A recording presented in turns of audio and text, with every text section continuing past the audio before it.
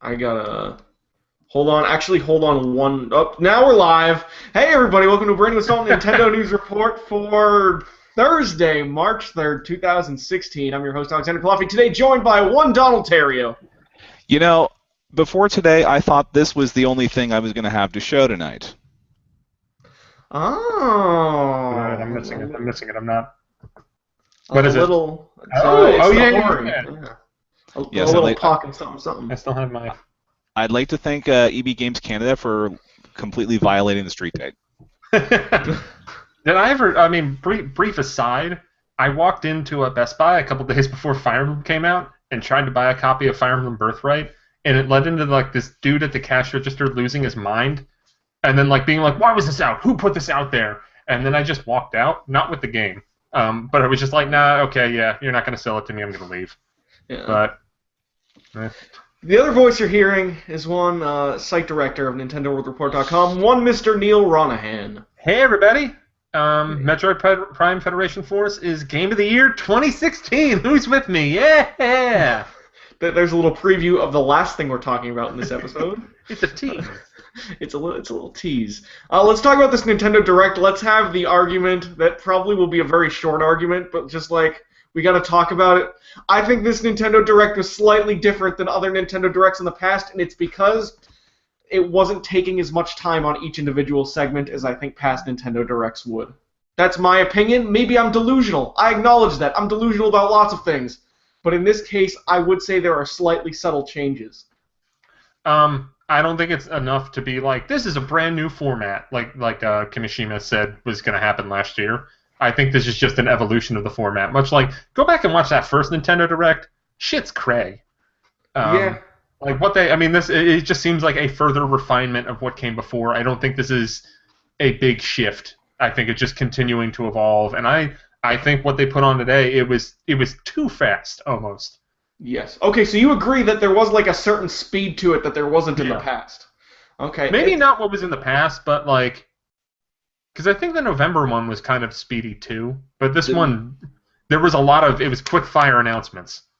Yeah, Right. I think the only thing they spent more than 2 minutes on were the only things they spent 2 minutes on were the first thing we're going to talk about and the last thing we're going to talk about when we start talking content. But I think there was actually more covered in this one than they had in November, and the November one was the length of an E3 Direct or digital event. So And so was this one, right? no, this one was about 40, but the last one, like the E3 events and the November one, were both 50 minutes plus. So they cut about 10 minutes out of the show and put more in. Yeah. It seems like the new strategy for Nintendo Directs is to make there be even fewer of them, but to put more stuff into each one. Yeah. That's my estimation. Okay. I feel like we should just go right into it. There's a lot of news, unless Donald, you had It's a something lot. to say. There's I a just- whole lot. Yeah, I just find it amazing that they pawned the indie sizzle reel that would normally be in the American Direct onto Europe, which led to things like me finding out Super Meat Boy was a thing for Wii U about a half hour after everybody else. Yeah, I wonder what, because the European one was the same length. I wonder what was kind of reshuffled. That, I mean, I guess maybe they went more to Bravely Second. They also had Yokai Watch in there, and Fire Emblem. I'm curious to see how the differences between the European and the American one, because it seemed like a lot of the announcements, the big picture announcements, weren't that far off.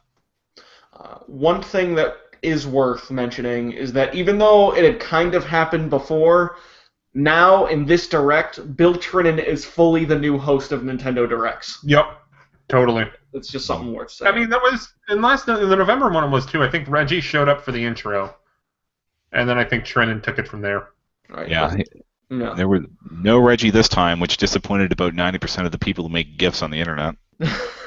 Well, it sounded like the European stream actually had plenty to work with.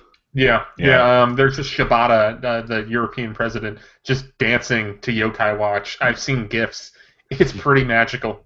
It's like, oh man, I get it, European guys. Your president is pretty awesome. He's arguably probably better than our president. Well, okay, fair. Let's talk about some of this news. The first thing discussed, Star Fox Zero, still coming out on April 22nd, has a big branching map, which it kind of like did in the past, but it seems like there's more of an emphasis on this big branching map now. Well, there's like a story conceit, because so they showed it in the Direct. They have these teleporters that show up in levels that apparently you can go through those to kind of jump to different levels. And that's like Andros created these teleporters, and what happened is I think General Pepper threw Andros into one of these teleporters, and then like Andros came back and was super pissed. So now he's using these teleporters to do terrible things, I guess, but you go through them to go to different levels. It seems like there was an emphasis on replaying levels to discover new paths. Like the one example that I heard a lot from catching up on some of like the hands-on and other deeper dives into this game is that on the first level, Corneria, which was the demo back at E3, there was like a path off to the side that was clearly an alternate path. You can only go that by using the walker. In the E3 demo, you could switch between the R-Wing and the walker at will, but in the final game, when you first play Corneria, you can't change into the walker. So to access that part, you'd have to replay the level, have the walker unlocked, and then go through it. That smells like padding to me, Neal. I mean, but that's what Star Fox games are. Like, Yeah. I mean, call a spade a spade. In a Star Fox game, it's either going to be like 2 hours long, or you're going to be replaying some shit. And Well, it seems like the emphasis on replaying here is by adding more things into these levels, like having the differing paths, as opposed to some of the stuff in the old Star Fox games was, well, I guess there were whole new levels there too. I guess it is just very similar to like Star Fox and Star Fox 64. Right. I think this was actually a pretty good showing of this game. I wouldn't say I'm still like over the moon hyped for it, but if I was at like a 5 before, after seeing this showing, I'd say I'm at like a 7 now. I'm encouraged by what we saw. I've never really been down on this game. I mean, there's been a lot of buzz about there being behind the scenes drama, which as far as I know, that wasn't bullshit. But I'm very excited to play this game. I was very excited before this Direct. I'm even more excited now because it looks fun. Like, I want to play that game. It looks like a good time. Did they show any actual full combat that looked like it was going with traditional controls, or did it seem to be all motion? Because I know they showed the 2-player mode where one person steers, one person shoots, and I believe the shooting is motion controlled, or at least on the gamepad. But it seemed like they were doing a lot of tight things you wouldn't normally associate with gyro.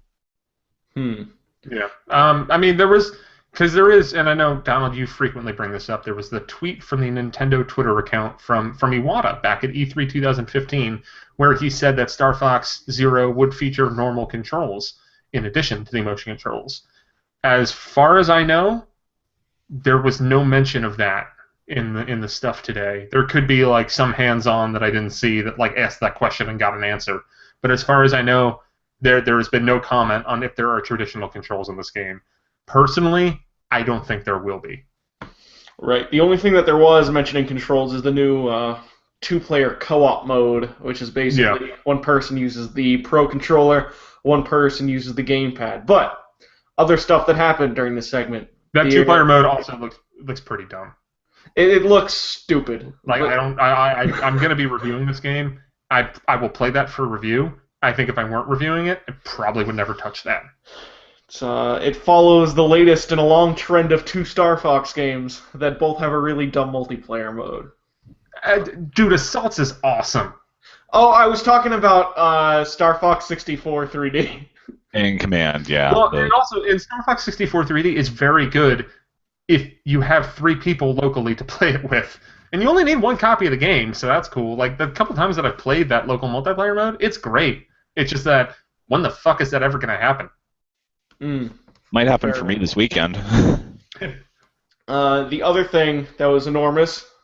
Well, okay, there was one more small thing. The Star Fox Smash Bros. Amiibo unlocks a SNES-style R-Wing. But the other really big thing, Star Fox Guard... It adds the noises, too. Like, if you play Corneria, it plays the Corneria music from the Super Nintendo version. Also, they tease that there is more Amiibo content coming down the line. I would assume the Falco one does something. And I know there was talk about, like, an R-Wing Amiibo a while ago. At this point, we're a month and a half out, and they just announced stuff, and they weren't like, and it comes with an amiibo. So I don't know if it's 100% safe to say that there will be no Star Fox line. I don't think there's going to be a Star Fox line. No, if there was going to be one for a game that comes out a month and change from now, we'd have heard about it by now. Especially considering the fact that that Kirby game, which we'll be talking about later, comes out later and already has its amiibo line announced. Yeah, that's true. Yeah, but I think the Falco amiibo will do something, and I mean there might be more support other than that, but the Falco amiibo will likely unlock something similar to the retro Star Fox ship. Yep. Star Fox Guard also announced the new name for Project Guard, which was shown off at like 2 or 3 E3s ago. Premise involves Slippy's uncle Grippy. Grippy for Smash! Grippy for Smash! Slippy has a new security system that can ward off enemies. 100 missions. It will be packaged with Star Fox Zero physically and can also be downloaded separately on the Nintendo eShop. Makes it sound like it's like a Bayonetta 2 situation. So here's the cost. Okay. $60. You can get a retail version of the game when it comes out, and that comes with Zero and Guard. Or you can download it on the eShop for $50. Star Fox Guard is coming out on April 22nd as well. That will be $15. If you buy Zero or Guard on the eShop, you will get $5 off the other one. So it's convoluted, but it's the same price whether you buy it on the eShop or you buy it physically. What is it with Platinum Games and splitting them up on the eShop? It's weird. At least this one, there's the math makes sense. It's not like Bayonetta where it's like, I don't know, you buy one of them, then one of them, I don't know. It's cool that this exists. It also makes me question how much content is in Star Fox Zero a little bit. Well, I mean, it's a Star Fox game. Yeah. But what did you expect? A little more than the typical Star Fox game. And it'll probably have that. I hope so. I'm not doubting you. I'm just like, I wonder if this means anything. What did you expect it to be? A fucking Zelda game? They did that. It wasn't good. That shit was like 25, 30 hours. We don't want that again. I want a Star Fox game. That's what a Star Fox game is going to be. It's going to be 5 really fun hours, and then I'd play it every now and then, but that'll be that. I can't wait for it to be $25. Nintendo Selects, baby. They're expanding that line.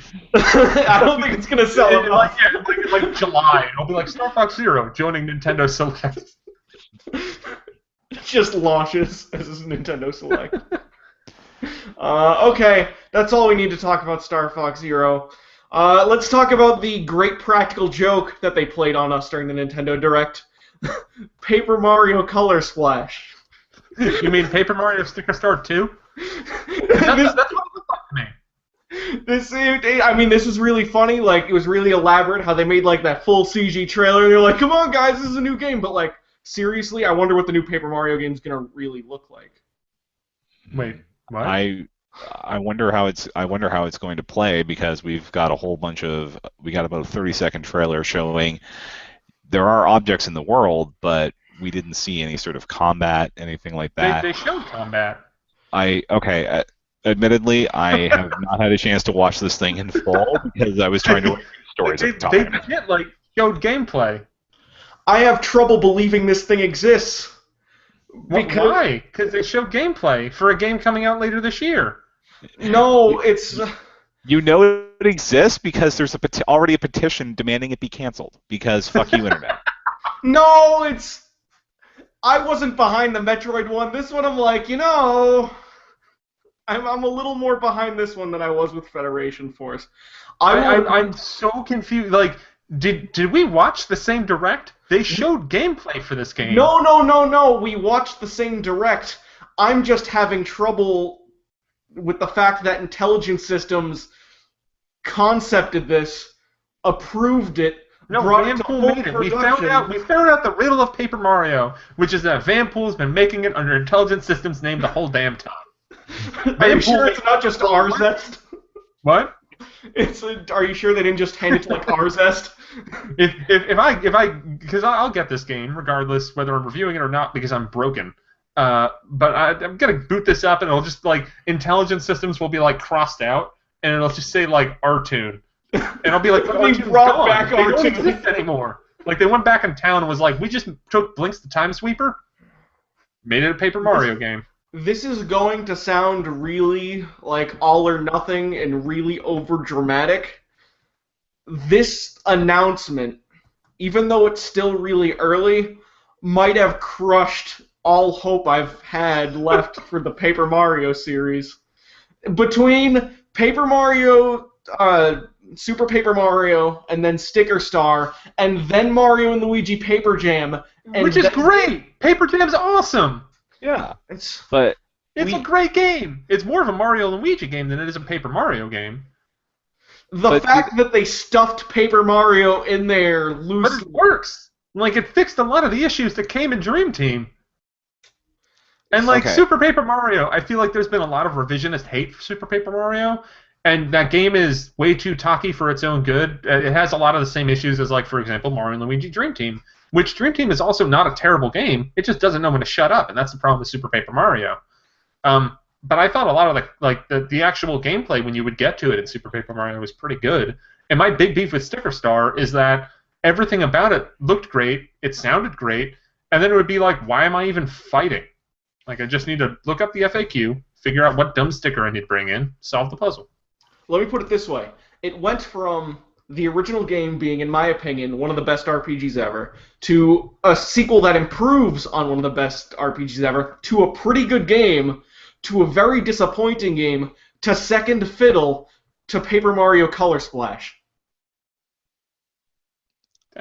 Yeah? Okay, this is probably the one thing about the Direct that I'm like, oh man, I don't know. But like, I mean, you're so far past me in the negative train that I'm going positive with this game. Because, once again, we saw very little of it, and it is concerning because it does look like it is a little more influenced by Sticker Star than I would have liked. I would have loved to see them just come out, scorch the earth, and be like, this is like Thousand Year Door. Let's go. But I don't think that's happening. I have a feeling this is still going to be like... Because it looks more adventure gamey than RPG. Like they're using cards, it's got a world map again. The Paper Mario series has been disappointing us for the last 10 years. Do you understand how crazy that is? There's been a game in the past, like, okay, 2 games in the past 10 years. 1 game in the past 9. Like, it's actually that's like saying from like that's like saying from like Super Metroid to Metroid Prime. You're like, man, this Metroid series has been disappointing me. But no, I'm saying like Super Paper Mario came out in what, like 06, 07? It was 07. It was spring 07. Okay, so that's 3 Paper Mario games. I mean, okay. Paper Jam isn't a Paper Mario game. It's a Mario and Luigi game. I said 3. Mario was guest starring in. Sticker Star counts as a Paper Mario game. I know. Unfortunately. Well, you said 3, and this game isn't out yet. So how can you be disappointed about a game that we've seen 30 seconds of gameplay from? You're right, and I acknowledge that. Like, there's the rational part of my brain that's like, Alex, chill. But at the same time, I look at this thing and I'm like, dude, like, what happened to Mario? TR Brody in the chat is pointing out that they called it action adventure in the Direct. So yeah, it's going to be Sticker Star-esque. Well, let's hope that they've learned from the mistakes that Sticker Star apparently made. I say this as somebody who hasn't played Sticker Star and doesn't really want to. We have so little to go on, and as we'll talk about later, it is possible to come back from a bad first impression. Yeah. We'll see at E3, and who knows, maybe this thing gets punted to the next console like Super Paper Mario did. Yeah, we'll see. We'll see. I mean, I don't know if they have much else on the Wii U for the fall, so I feel like this is... well, I guess that's what happened with Super Paper Mario 2, is that, like, there wasn't much else for the GameCube, and they were basically just like, we'll just put out Odama and call it a day. Or Baten Kaitos Origins, so hey, yeah. Monolith Prophecy? Card battling mechanics now, also, by the way. I need to look that up. It's not actually... Okay. Card battling in the same way sticker battling mechanics, it looks like, because we're not actually totally sure what the I'm guessing it's like Paper Mario Sticker Star, but with cards now. I think Odama was like August, and Baten Kaitos Origins was like September. Yeah, because it went Baten Kaitos and then Zelda. Yeah. Hell of a way to go out, though. Yeah, no, I mean, two good games.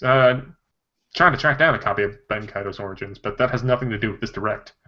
To comment on something in the chat, because this is the first episode of the show that I've actually been reading the chat while doing the show. You should do it. It's fun. I'm doing it now. The Lonely Goomba is right. I think Alex is upset with the direction of the game rather than the game itself. When I cool down tomorrow morning, that's the opinion I'm going to have.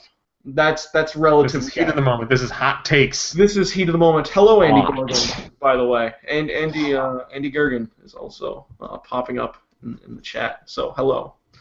Also, hey, John Reardon. Shout out to 2 NWR staffers hanging out right now. What's up, guys? How you doing? Okay. Mario Maker and Splatoon are getting updates. I have nothing to say, but Neal, you do. Splatoon is not dead. Might be on life support, but Splatoon ain't dead. We're getting the update. It's going to balance multiplayer on March 8th, and then there's going to be like new weapon sets and stuff in April, and I think that there's going to be more in May potentially. I still think that there's a chance that we're going to see those Squid Sister amiibo come out, and like over the summer or something, and have a bigger content update to Splatoon. I don't think this is the last we're going to see of this game. I wonder how much of the staff they've got working on Splatoon in particular, because I can't help but think they'd want to have a Splatoon game out as hot as it is for whatever launches next. Unless they're going to do like a Game of the Year edition for the console. But I could see Splatoon 2 being like first year of NX. Yeah, especially since it seems like the development turnaround time on that game was at least relatively quick. Yeah. But I think you can be ramping up production of a Splatoon sequel and still do a little bit of DLC for Splatoon 1. I mean, they definitely need to have some kind of staff there for the Splatfest. Not a large staff, but there has to be people working on maintenance of that game. And it seems like these updates seem more maintenance than like whole new cloth. Like they're fixing the Splatfest. They mentioned that specifically because the last set of Splatfest was a complete gong show. And I'm not just saying that because my game got blown out in every region. Also, hello to Justin Berube and Nintendo Don Koopman. Hello. You don't need to say hi to everybody who joins the chat. It's a little surprising. Hello to everyone. So the Super Mario Maker update. More than 6.2 million courses from players around the world. That's a lot of damn courses. But there's going to be an update on March 9th that's going to add a bunch of new stuff. Including Dan Reichert mode. Dan Reichert Super Expert mode. There's going to be 12 new Mystery Mushroom costumes. And there's also going to be, so here's the rundown. They're giving the Super Mario Maker bookmark site an update. You can shake a P-switch to get a key, which is great because you can put the key in like Bowser Jr., and then you have a mandatory boss fight. You can shake a coin to turn it into a pink coin, and players would have to collect all of them to make a key appear. You can shank a thwomp, and it'll turn into the skewer from Super Mario World. This is great. Great content, man. We are so close to Yoshi's Island Maker now, between keys and right. We're gonna. I forget the name of the club, but me and NWR staffer Matt West are gonna. I believe it was tentatively called Club Let's Play the Game We Bought Last Year. Still, if anyone else wants to join said club, we're gonna make levels in Mario Maker and try to get back into it, force each other. Can I join? Because I still haven't opened this copy of Xenoblade Chronicles. Can I join? I put 10 hours into it and then stopped. Club, let's play that game we bought last year. We'll be meeting, I guess, maybe every other Thursday. I don't know. We'll figure it out. And we'll meet whenever. It's all about procrastination anyway. I don't know, sometime next year when we can add 2016 games to the list. Okay. And there was also a question in the chat that we can use as a segue. What do you think of the 3DS hacking scene? Well, I didn't think much of it before, but now that Super Nintendo games are coming to the new 3DS Virtual Console, I've been thinking about it a little bit more. As director of this website, let's not talk about hacking in any video or article. All right. I was thinking about how I'm never going to do it and how I really disapprove of anyone doing it. Now, moving on to Super Nintendo games on the new 3DS Virtual Console. So Donald, how do you feel about this? Well, I don't know. You tell me. Oh, did you buy it too? I did. No, I am intent. Well, for one thing, I don't have any money right now because Twilight Princess HD just shipped. But this, I'm a little bit PO'd because this is the first set of Virtual Console anything that has had the Canada tax on it, which means that an $8 game is $11 here. I don't even. Whoa, that's horse shit. Yeah, I don't even want to think about what Earthbound's going to cost when it comes out in a few weeks. I mean, like 14. And I'm still going to buy it because I'm weak like that, and Earthbound is my favorite Dude, I'll game of all totally time. play Earthbound on the new 3DS. Like, that's the one when I heard that was coming. Like, I'm all in on that.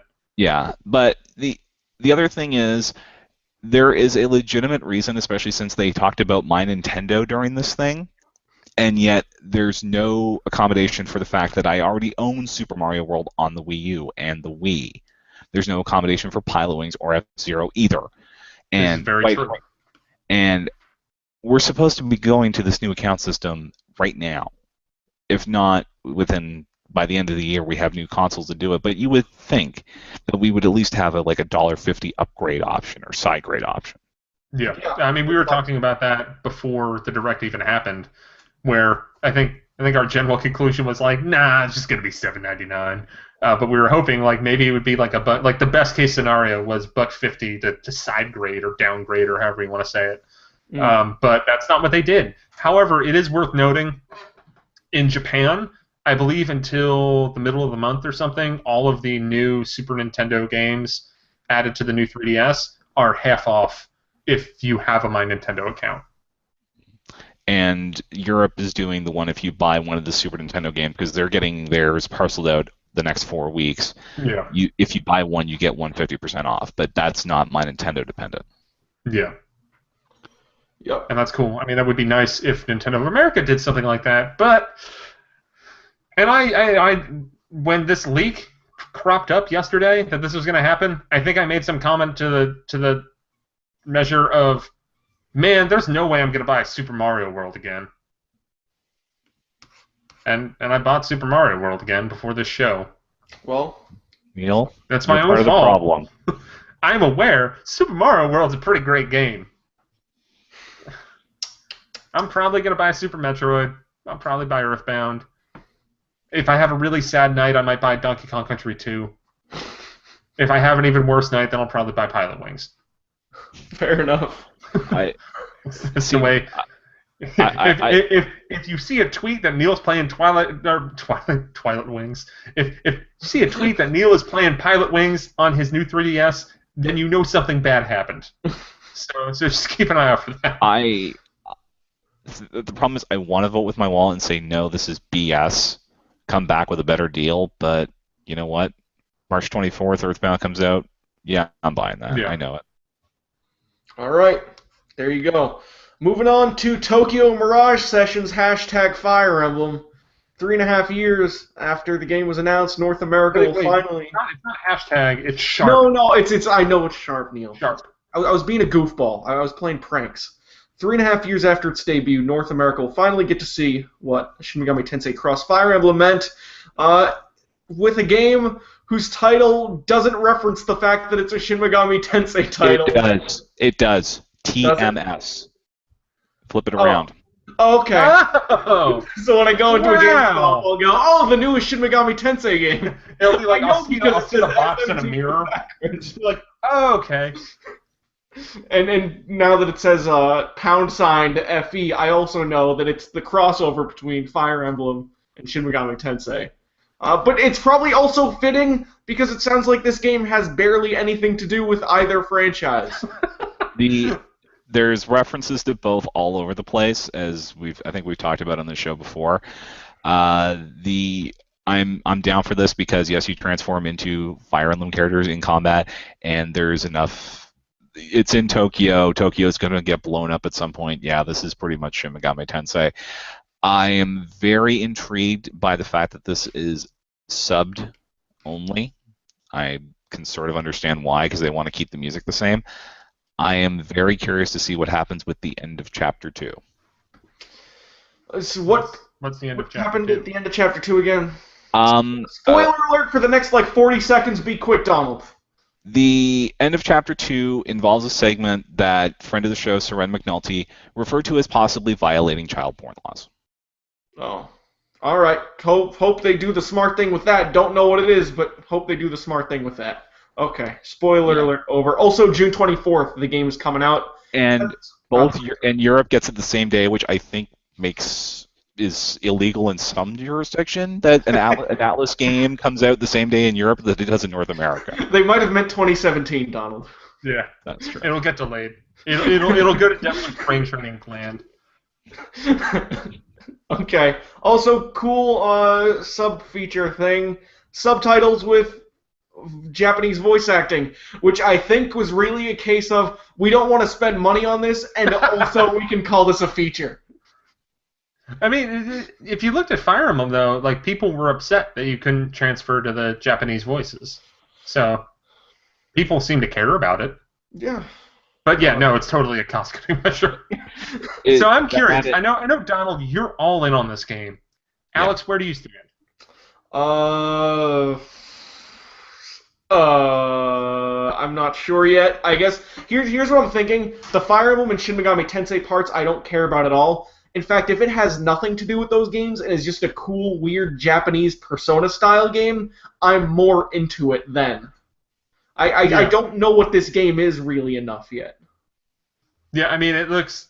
I'm hearing some of the stuff from the Japanese version. It seems like it's, like, okay. It's not amazing or anything.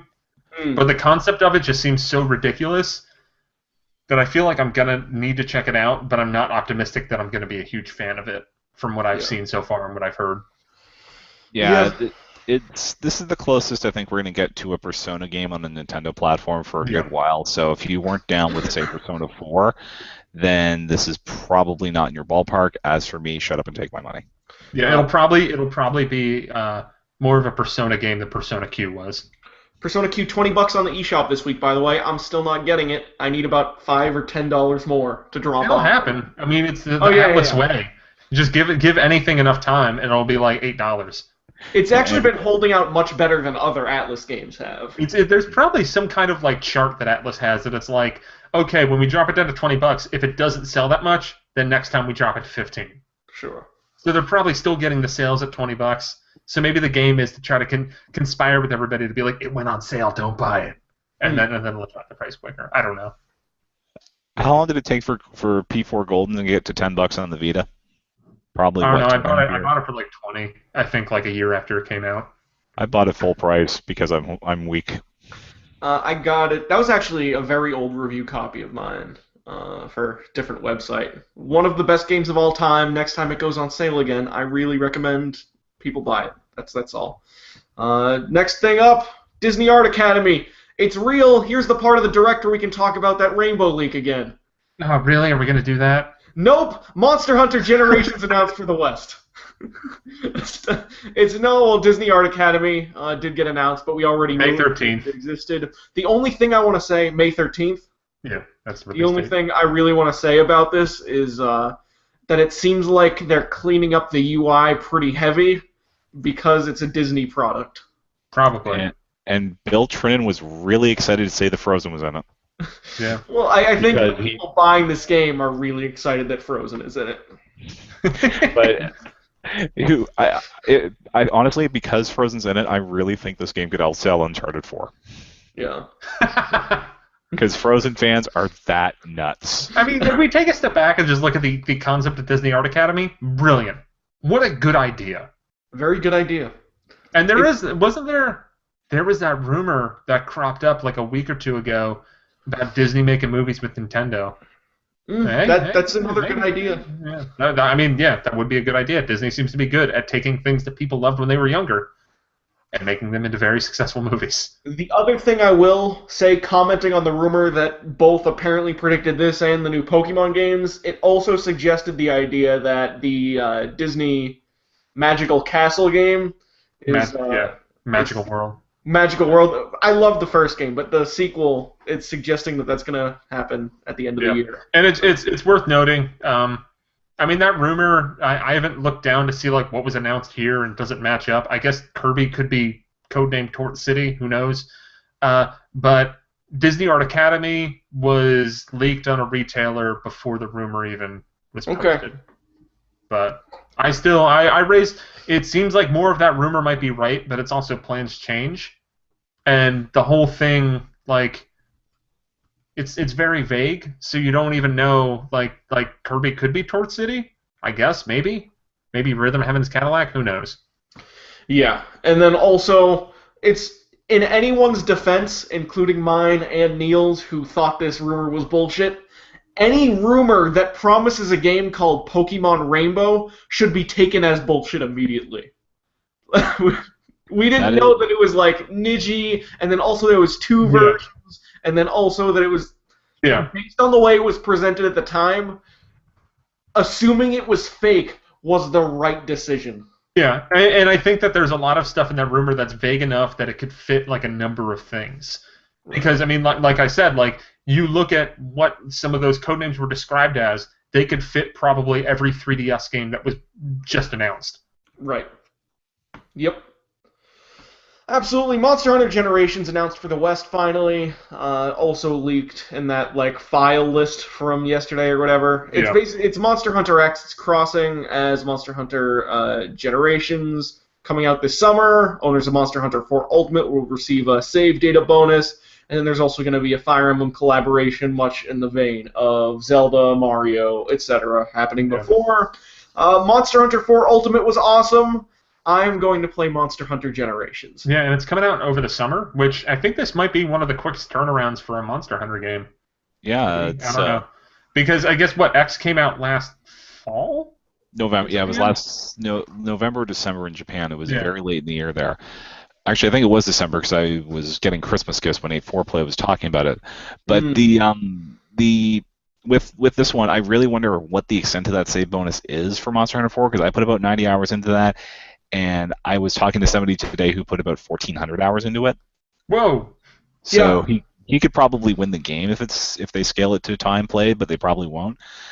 And Japan is also apparently relaunching this thing to go along with the Fire Emblem stuff because they showed off a new 3DS in Japan with Monster Hunter Cross, and they also showed off a Super Famicom one.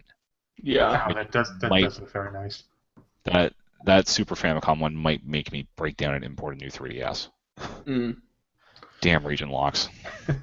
Yes. But Monster Hunter Generations coming out this summer. That's so great to hear. Although, once again, when the hell am I going to play all these 3DS games? Because guess what else is going to come out over the summer? Dragon Quest VII. Between those two, I could probably be good playing games for an entire year. The only reason why I stopped playing Monster Hunter 4 Ultimate is because I basically saw two paths. It's I stopped doing anything for Nintendo Report, I just play Monster Hunter for the rest of the year, or I stop playing Monster Hunter and keep on running a website. Like there was no middle ground because I just saw myself getting deeper and deeper into Monster Hunter 4 and was like, no, like I need to do other things. I need to play other games. I need to write things. Are you one of those people who gets obsessive about games? Because the way I am with these kinds of games like this and Dark Souls and Pokemon, I never spend 300 hours with them. I spend like 50 to 70, and then I just cut it off there because I know there are other games to play. I cut off Monster Hunter, I think, between the 30 and 40 hour mark. I don't think there's any way that I would ever... It's not in the way I play games that I would be like, and I put 400 hours into Monster Hunter. Like, that's awesome if you're the kind of person that does that. That's just never how I've been. I think the game that I've put the most time in over the past couple of years, like maybe I put like 100 hours into Brawl, and like I'm close to that. I don't even think I'm close to that with the Wii U, but like I played a lot of Brawl. It came out when I was in college. That was over 100 hours, and I think like on my 3DS, the highest there that I've played might be like 60 to 70, and that's probably Fantasy Life. Mine is somewhere north of 700 now. Damn. Okay. What's that? Pokemon X, because okay. I spent a good 4 months beating that game with monotype teams of every type and blogging about it. So. Oh, speaking of Pokemon games on 3DS, someone has a good answer. Monster Hunter World Report. All right, shut the show down. We're gonna get our copies of Old 4 Ultimate. Let's go. I'm on GoDaddy right now. Yeah. Just something Pokemon related. Now that we're on the topic, there's a Pokemon tournament that starts or has started that's like it's a tournament that they do on their global link or whatever, Yeah. where you can only use the first 150 Pokemon, and if you do at least 3 battles, you get Lance's Dragonite from the original games, which is kind of cool. That's pretty cool. That is I'm pretty entered. cool. I am too. You're probably gonna beat me if we fight, Alex, just because, well, I put exactly 5 minutes of effort into my team, just so I can get Yeah. It's like I have like a Golbat, an Electrode, a Porygon 1. It's yeah, but anyways, that's something cool that's happening. The latest direct sequel to the original Donkey Kong is coming out soon. Mini Mario and Friends Amiibo Challenge, April 28th, as a free download on the eShop, or with the purchase of any Amiibo in store. I think just at Best Buy, but maybe at other places. Select retailers. I don't Select think they set retailers. ones yet. I believe the video showed Best Buy, GameStop, and Amazon. Yeah. Okay. That's Cool. 90% of your Amiibos right there, unless So you're that means I guess I'm gonna try to get like Ryu or something on March 25th. March 25th. Yeah. Yeah, I pre-ordered Ryu and Roy last week, and well, there's going to be. I'll just get the free download. Honestly, I don't see myself buying another Amiibo until then, unless Bayonetta comes out or Corrin. Then I might break. Yeah. I mean, it seems like a neat thing. I mean, because it's a free download. I mean, you might have to buy an Amiibo to get it earlier, and it's more things that you can do with your Amiibo. And this is actually a game, not like Amiibo Tap. Remember Amiibo Tap? Because I had to think about what the name was. I maxed that thing out. I had a night where I was like, well, I could just play the Virtual Console version of a lot of these games. Yeah. Like, I understand what they were doing with that, but like, Third Rate Minion, by the way, also another friend of the show. They show us friends, by the way. Yeah, friend of the show. It's You know what? If you're watching this right now and you're in the chat, you're probably a friend of the show. I have friends of the show. You're my friends. It's Third Rate Minion, Best Buy only for the Bravely Second demo. Is it just that's he reminded me that there's a Bravely Second demo. Yeah. Well, wait. No, I thought it was it Best Buy only at first, or that was the part of the direct, like how Donald missed Paper Mario. I missed the Bravely Second demo details. Yeah, the Bravely Second demo, it will have early access. If you're a member of Best Buy Gamers Club Unlocked, you'll get a code on Monday the 7th. Okay. If not, then it's March 10th.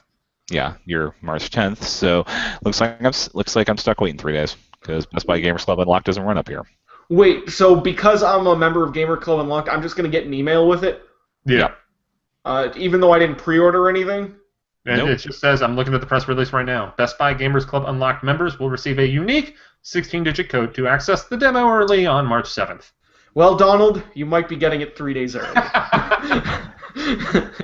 Donkey. Cool. All right. Solitiba's coming to the West as Pocket Card Jockey. Holy shit! I didn't think this would happen. I really didn't think this would happen because that's stupid and cool. Yeah, it's awesome. Like I downloaded the demo of this game on my Japanese 3DS, and keep in mind that I got the Japanese 3DS for the explicit purpose of getting Smash Brothers a month early. That was the only reason. I don't speak Japanese. I don't read Japanese. So I downloaded this demo being like, this sounds stupid and cool. And I played the demo. It took me a while to figure out, but I played that demo for like 3 hours. And all it is like, you play solitaire, then you race horses. And then you play solitaire, and then you race horses. And like, depending on how well you do on solitaire, your horse will do better in the race. And it's just this very fun dynamic of going between the two things. And I can't wait for this game to come out. It's coming out in May.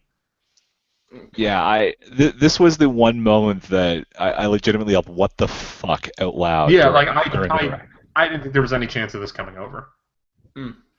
Because I mean, horse racing games are so popular in Japan, yet they have never taken off in North America. I guess because it's Game Freak, it's got a shot, like sort of like Harmonite did, but yeah, I'm still shocked. Yeah, it's surprising the games that they decided to localize and release now versus later, like how Box Boy 2 didn't get a thing yet, and how Picross 3D they haven't sort of localized yet. They're saving for later probably, or maybe next year, we'll see. What did get announced for localization, the part of the Direct I was most happy about and over the moon, Rhythm Heaven Mega Mix. Oh, yeah. Coming to America this year at some point. 100 missions, including 70 levels from the first 3 games, and 30 original levels. How many original games are usually in a Rhythm Heaven game? I think it's about 30, actually. Because that's what I thought, too. Maybe it's more than that. I don't know off the top of my head. I can vouch. This is another game that I got on my Japanese 3DS. Had a blast with this game. This game is incredible. I think for me, it's the best Rhythm Heaven game that I've ever played. Because it basically takes the best games from the other ones and then throws in new stuff with it too. And it's a fantastic mixture. Someone in the chat, could you tell me how many games there are in a typical Rhythm Heaven game? Just because, like, I mean, I'm looking it up now, but like, we're also going to continue the show, so whatever you guys write, that's what I'm going to read on the show. Make up a number. Usually in a new game, there are around 60. Thanks, Don. Okay, cool. So that's actually, there's more, and then about half of a new game. That's all right with me. Yeah. Especially there's some of those songs or whatever. Those rhythm games are from the Game Boy Advance one, which never came over. So. All right. So it's almost going to be like 40 or 50 original levels. Yeah. Which is all right.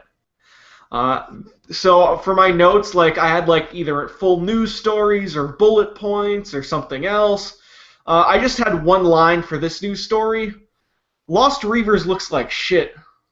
I mean, it's free to play, so I'll play it. Okay, cool. It's.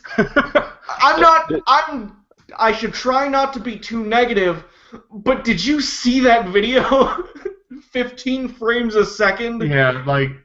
Yeah, I think it's out in Japan already. I haven't read too much about it, to be completely honest. It's been out for a while. I think we should. I think Danny might have actually talked about it at some point on a Famicast. Yeah, probably. It looked like one of those games that like looks like shit showing it off, but is secretly amazing. But it's probably not secretly amazing. Yeah, it looks like one of those games that like I just got an Xbox One and I was looking at the free-to-play games, and I looked at some of those games and I'm like, this looks terrible. Who would play that? That's kind of what Lost Reavers looks like. Yes, Mr. I bought a laptop and got an Xbox One for free. Yeah, it was a pretty good deal. Or did I buy the Xbox One and got a laptop for free? I don't know. But yeah, I'll try Lost Reavers just because it's free to play and it's a game on Wii U. There's not a lot of those, so I'll try it. I'm not terribly optimistic that I'll really enjoy it that much, but I mean, why not? It's there. Yeah, it's certainly there. That's you can put that one right on the eShop. It's there. It exists. It's not like it's finally here. It's just like it's there. Lost Reavers. It's there. Period. It can't be any worse than Devil's Third, right? That's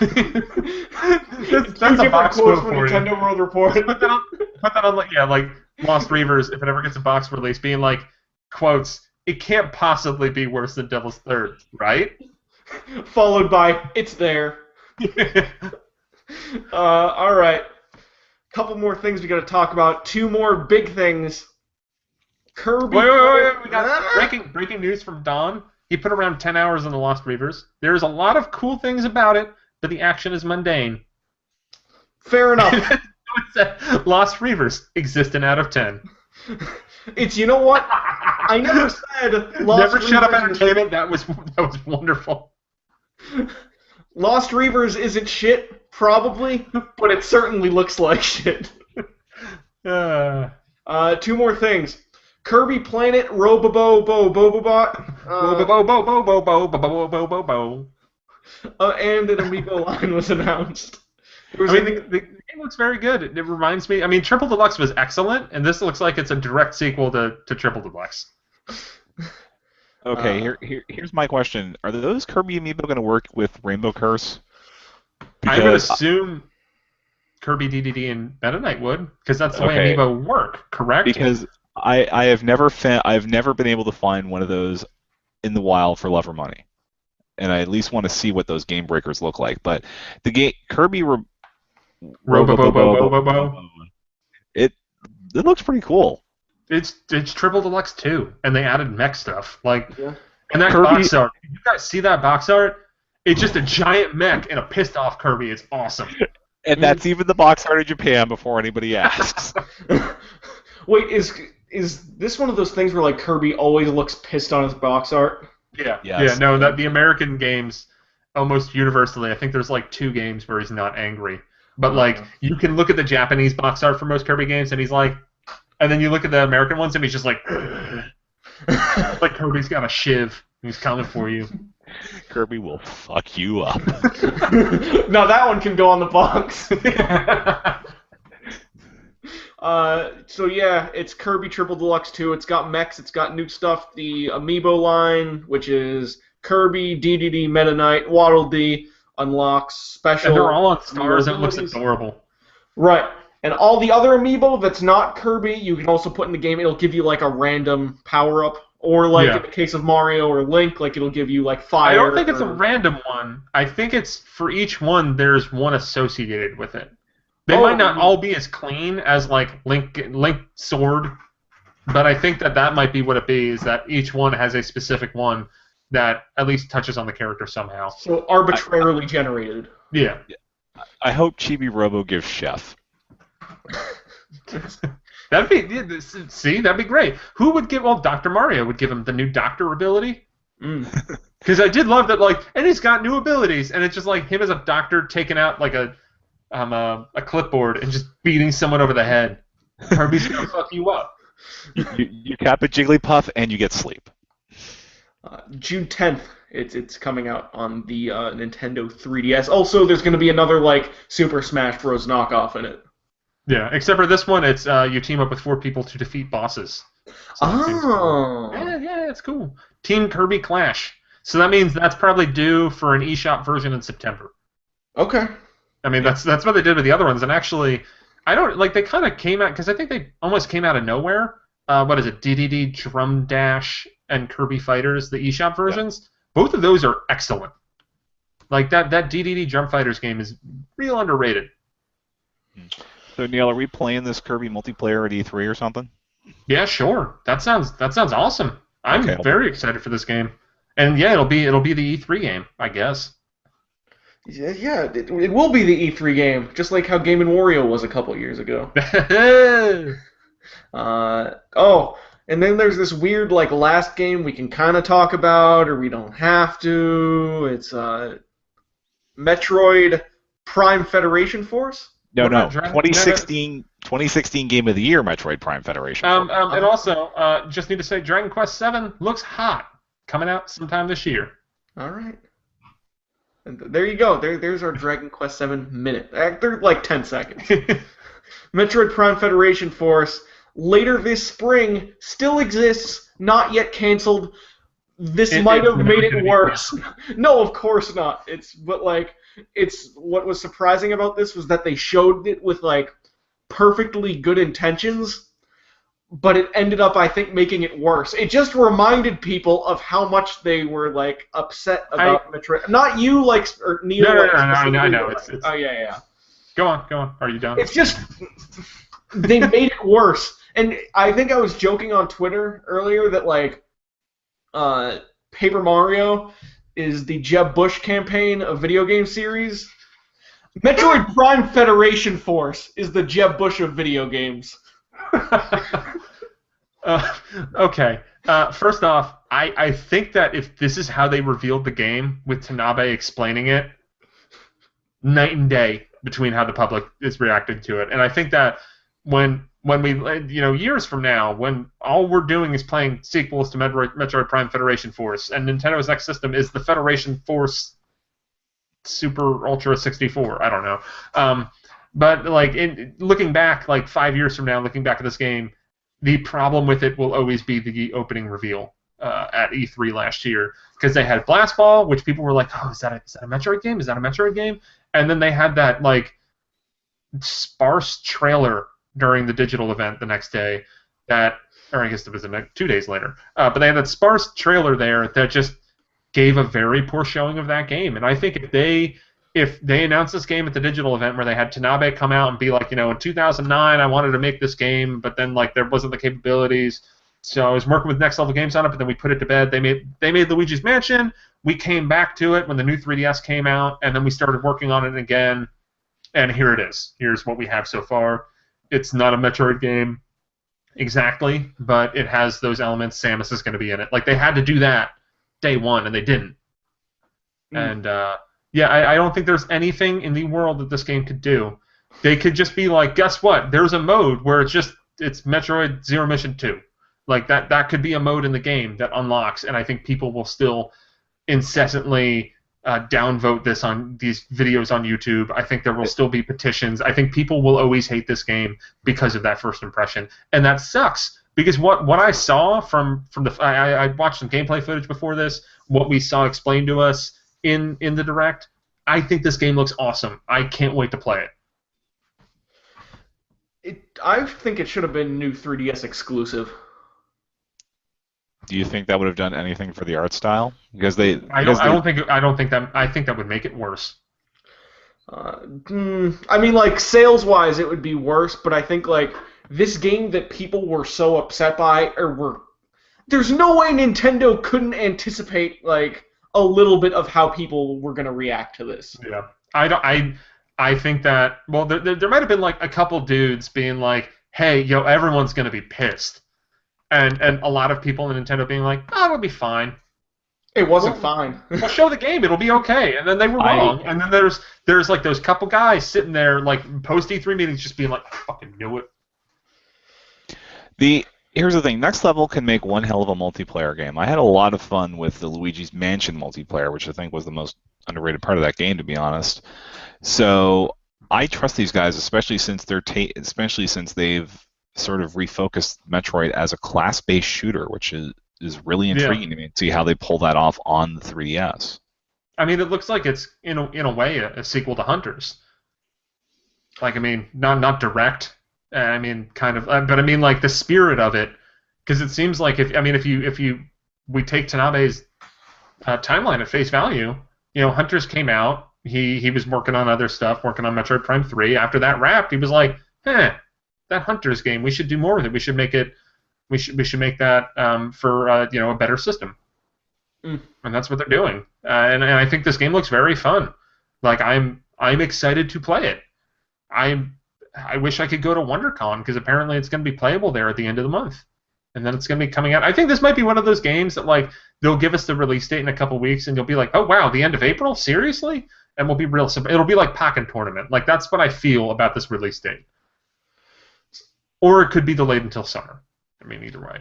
Well, it's summer in Europe. I think they announced that on their Direct. Yeah, this could be a Codename Steam kind of thing where it comes out here earlier. I'm hoping that this ends up being the reverse of the Codename Steam situation, where people look at it, they think it has promise, and then it comes out and ends up being a big fat mess, and then that's such a bummer, because I think Codename Steam had a lot of promise. You did not deliver on it. It wasn't even bad. Like it wasn't not bad. It wasn't bad enough that we could get excited about it, or good enough that we could get excited about it. It was like a 5. It's between this and Paper Mario Color Splash. I'm very interested to see which one will be 2016's Codename Steam of the Year. I think that already might exist. I'd put my money down on Final Fantasy Explorers for that. Well, no, it's the Final Fantasy Explorers was kind of disappointing. Not like bad, because it was like Codename Steam, where it wasn't like terrible that I'm like, well, this is fucking horrible. But it was just like I wanted so much more out of that game, and it was just kind of like, here it is. That's first, all. I was like, no, it couldn't be that because no one actually cared about Final Fantasy Explorers. But then I thought about it and realized no one cared about Codename Steam either. And Explorers probably outsold Codename Steam 2-1. Yeah, I mean, Final Fantasy license or so, right? Yeah. Dude, I could probably release a game and outsell Codename Steam. Well, no, it didn't do Spyborgs bad. Codename Steam is a Nintendo franchise. That's wow. No, it's a Nintendo one-off. It's a Nintendo legacy product. Okay. I think that's our show. There's our Nintendo Direct. It was a lot of stuff, not a lot of stuff that lit up my world, but Rhythm Heaven Mega Mix looks cool. Monster Hunter Generations looks cool. Star Fox Zero could be cool, and that's it. I mean, I was very whelmed with the entire thing. Very much enjoyed it. It was an enjoyable video to watch. Even the stuff that I'm not that hot on. Well, I guess Lost Reaver is just like that's in one ear out the other. Paper Mario Color Splash didn't make that great of a first impression, but like everything else kind of covered for that. Like I'm excited to play Star Fox Zero in about a month and a half, which that seems like it should be farther away. The updates to the existing games sound good. I'm kind of surprised that Tokyo Mirage Sessions Sharp FE is coming out in June. Like that's great. I think the Kirby game looks fantastic. Federation Force looks good. Monster Hunter Generations, Rhythm Heaven, Hyrule Warriors Legends has a season pass and medley. I'm very excited for that too. Like there's a lot that I'm excited to play. And I guess we'll see if I'm like crazy excited to play them, because there's still a lot of questions that we don't know, and we won't know until these games come out. Yes. What I will say was nice about this Direct is that every 10 minutes I was looking at the clock and thinking that the Direct was almost over because of how much stuff they revealed, when really only like 15 minutes had passed. So if that's a trend for future Nintendo Directs, like regardless of what I was disappointed by, they might be taking Nintendo Directs in a direction that I like more. Yeah, and I mean, I wish they would kind of get to a neater schedule with them, where it would just be like, all right, so like they got this March one, so they'll have like one in June for E3, then maybe they'll do one in like August or September for the fall. Like do one a quarter. Like I feel like that's a really good way to handle Directs. And maybe that's what they'll do. Maybe that's what we're seeing the start of. I mean, it's a little telling that this is a Nintendo Direct on March 3rd that's telling us what we're going to be playing in the summer. Yeah. Well, you have to think at that point the next one is E3, and that's telling us what we're playing in November and into 2017. But I liked most of what was in this Direct. I'm willing to give Paper Mario the benefit of the doubt. I mean, I gave Metroid Prime the benefit of the doubt, and it came back really strong today. I'm still really PO'd about the Super Nintendo stuff, between the Canadian pricing and the lack of cross-buy options. So Nintendo, get your shit together with that. But hey, I'm going to be playing TMS in June. That's really cool. Mm. TMS #EF. I mean, it's like, what do you even call that game? Like, they did the best they could. They used the pound sign. They used the sharp. Mirage Sessions is the perfect name for that game, because that sounds like nonsense. You know what?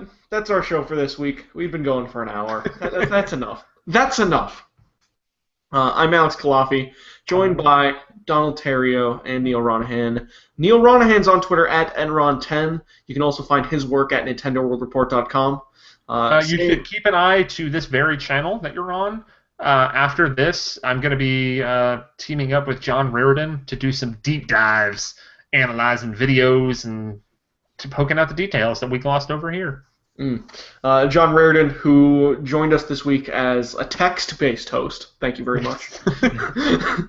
Same with Don Koopman, Justin Berube, and Third Rate Minion, special guest host this week. List everybody in chat. Oh, and Andy Gergen. He came back for a special guest host text position. And Don was a great help with finding stuff from what happened with Europe this week. Oh, yeah. And, May 20th for Fire Emblem for them, the poor bastards. Cool.